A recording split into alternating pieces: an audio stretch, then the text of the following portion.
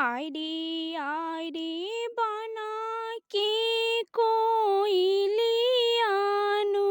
हो तोहर बोलिया सोहावन।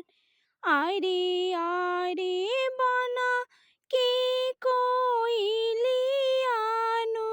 हो तोहर बोलिया सोहावन।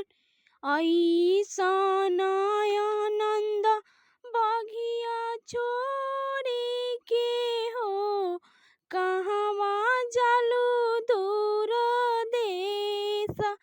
ऐसन आनंद बगिया छोड़ी के हो कहाँ जालू दूर देश। आयरे बेटी अनजानू बेटी हो तोहर बोलिया सोहावन।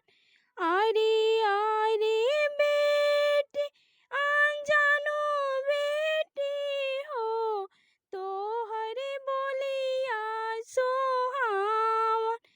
ऐसन आमा के गोदिया छोड़ी के हो कहाँ जालू दूर देश। ऐसन आमा के गोदिया छोड़ी के हो कहवा जालू दूर देश।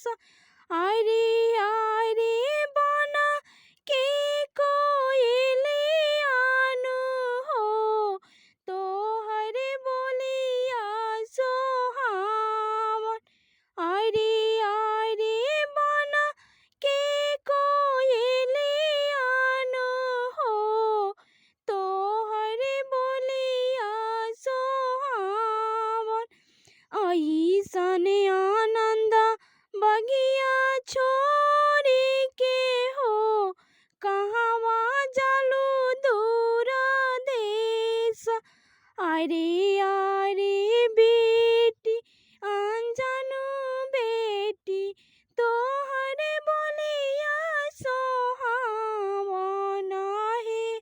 ऐसन आमा के गोदिया